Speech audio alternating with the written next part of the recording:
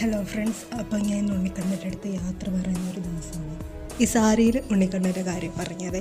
ഈ വീഡിയോ എൻ്റെ phone gallery കിടന്നിട്ട് കുറച്ച് ദിവസങ്ങളല്ല 2-3 മാസങ്ങളായി. കുറച്ച് സാങ്കേതിക തകരാറുകൾ കാരണം ഇപ്പോഴാണ് അപ്ലോഡ് ചെയ്യാൻ പറ്റിയത്.